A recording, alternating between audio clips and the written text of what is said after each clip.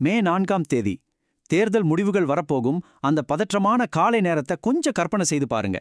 எண்கள் இன்னும் முழுமையாக வராத ஒரு மர்மமான நேரம் அது. அரசியல்ல உருமாகும் இந்த வெற்றிடம் வதந்திகளாலும் யூகங்களாலும் ரொம்ப வேகமா நிரப்பப்படும். இது யார் வெல்வார்கள் அப்படிங்கறத பற்றியது மட்டும் கிடையாது.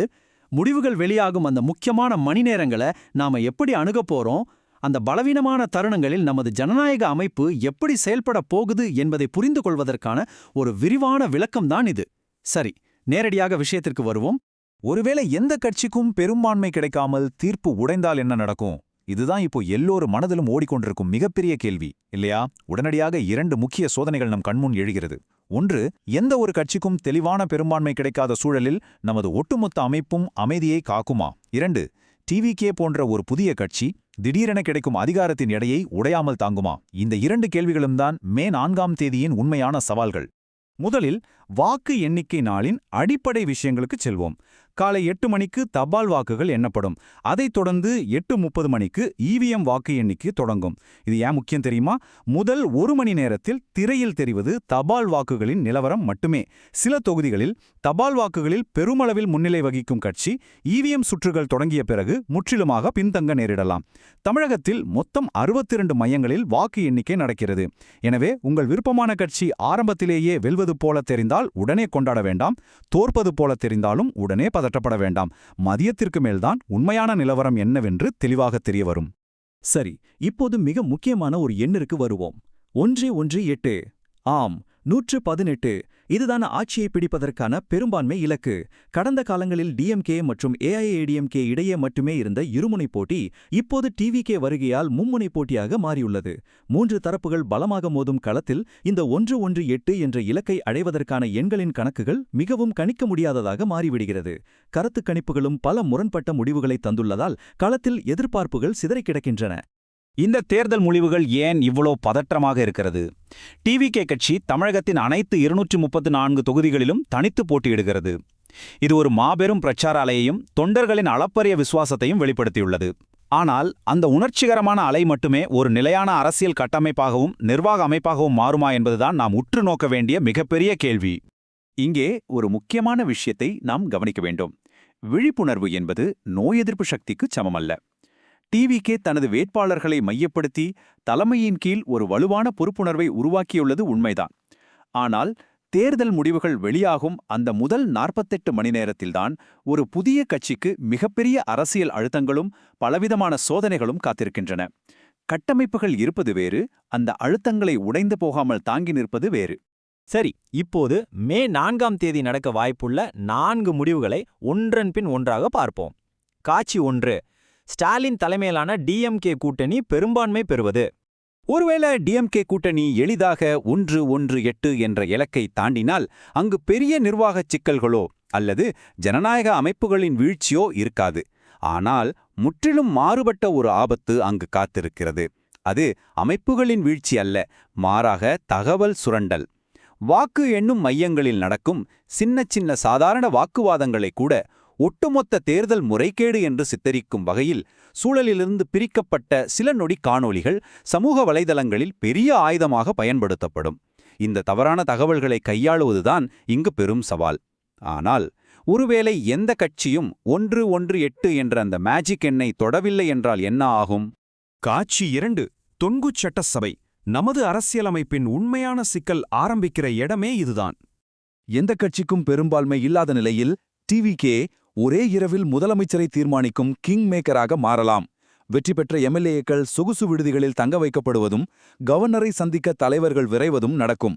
ஆனால் யார் முதலமைச்சர் என்பதை சொகுசு விடுதிகளின் லாபிகளிலோ அல்லது செய்தியாளர் சந்திப்புகளிலோ உறுதிப்படுத்த முடியாது. அதை சட்டமன்றத்தில் நடக்கும் பல பரீட்சை மூலம் மட்டுமே நிரூபிக்க வேண்டும். இதுதான் அரசமைப்பு நமக்கு வழங்கும் மிக முக்கியமான உத்தரவாதம். இதை நன்றாக கவனியுங்கள். தொங்கு சட்டசபையின் போது வீசப்படும் முதல் ஆயுதம் பணம் அல்ல, அது பீதி. ஆம், இதன் தீவிரத்தை நாம் உணர வேண்டும். சில எம்எல்ஏக்கள் பேரம் பேசப்படுகிறார்கள் என்பது போன்ற ரகசிய கசிவுகள் திட்டமிட்டு பரப்பப்படும். அது உண்மையோ பொய்யோ, அது கட்சி தொண்டர்களிடையே பெரும் சந்தேகத்தையும் பீதியையும் உடனடியாக உருவாக்கிவிடும். இதுதான் நிஜமான தகவல் போர். ஆனால் இபிஎஸ் தலைமையிலான ஏஐடிஎம்கேயின் எதிர்பாராத எழுச்சி இந்த ஒட்டுமொத்த கணக்குகளையும் எப்படி முற்றிலும் மாற்றும் தெரியுமா? காட்சி 3, ஏஐஏடிஎம்கேவின் எதிர்பாராத எழுச்சி, தேர்தல் கருத்துக் கணிப்புகள் அனைத்தையும் பொய்யாக்கிவிட்டு அவர்கள் மிகப்பெரிய அளவில் இடங்களை கைப்பற்றினால் என்ன நடக்கும்?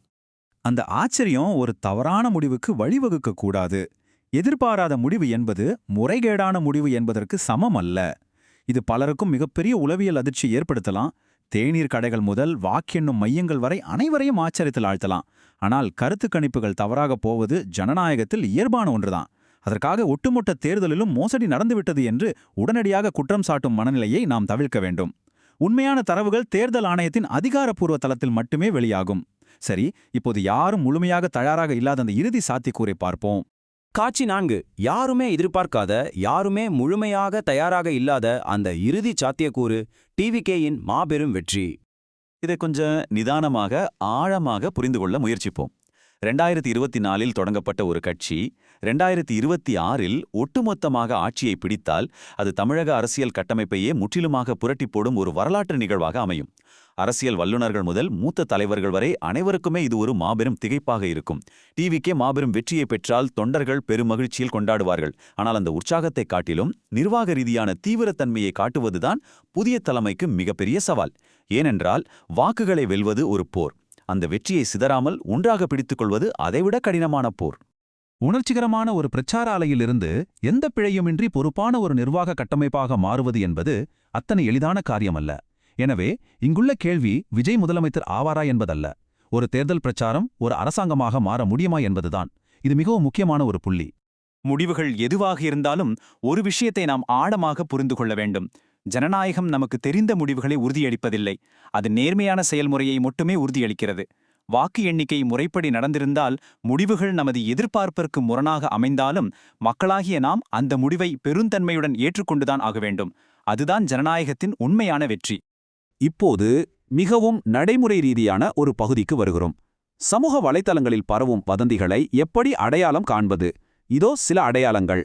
முதல் சுற்றிலேயே ஒரு கட்சி வெற்றி பெற்றதாக அறிவிப்பது, வாக்குவாதங்களின் சுழல் புரியாத காணொளிகளை பகிர்வது, பெயர் தெரியாத நபர்கள் பரப்பும் எம்எல்ஏக்கள் அணிமாறும் வதந்திகள், கருத்து கணிப்புகளை வைத்து மோசடி நடந்ததாக பேசுவது, கவர்னர் முடிவெடுத்து விட்டதாக வரும் போலிச் செய்திகள். இவையெல்லாம் பீதியை கிளப்பும் தவறான தகவல்களின் அடையாளங்கள்.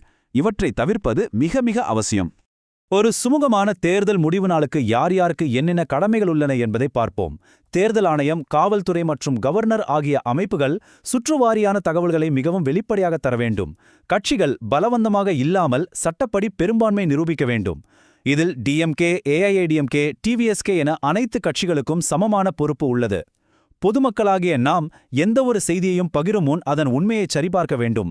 உங்களுடன் நான் நேரடியாக பகிர விரும்பும் மிக முக்கியமான கருத்து இதுதான். உங்கள் கட்சியை நீங்கள் உணர்ச்சிபூர்வமாக ஆதரிக்கலாம், ஆனால் அதற்காக நீங்களே ஒரு பீதியை சுமந்து செல்பவராக மாறிவிடக்கூடாது. அதிகாரப்பூர்வ ஆதாரங்கள் வெளிவரும் வரை பொறுமையாக இருங்கள். ஒரு வதந்தியை நம்பி உங்கள் உள்ளூர் அமைதியை கெடுத்துக் கொள்ளாதீர்கள். உங்கள் அண்டை வீட்டாருடனான உறவு எந்த ஒரு அரசாங்கத்தையும் விட நீண்டகாலம் நிலைத்திருக்கக்கூடியது. ஜனநாயகம் ஒருபோதும் தற்காப்பற்றது அல்ல. சீல் வைக்கப்பட்ட ஸ்ட்ராங் ரூம்கள், விவிபிஏடி எனப்படும் ஒப்புகை சீட்டு எந்திரங்கள், ஒவ்வொரு வேட்பாளரின் வாக்கு எண்ணும் முகவர்கள், 3 அடுக்கு பாதுகாப்பு மற்றும் சட்டமன்றத்தில் நடக்கும் பல பரீட்சை என பல கண்கூடான வெளிப்படையான ஜனநாயக பாதுகாப்புகள் தமிழகத்தில் உறுதியாக உள்ளன. இந்த செயல்முறைகள் நம் கண்ணெதிரே நடப்பவை. நாம் அமைப்பின் மீது முழுமையான நம்பிக்கை வைக்க வேண்டும். இறுதியில் நாம் நினைவில் கொள்ள வேண்டியது இதுதான்.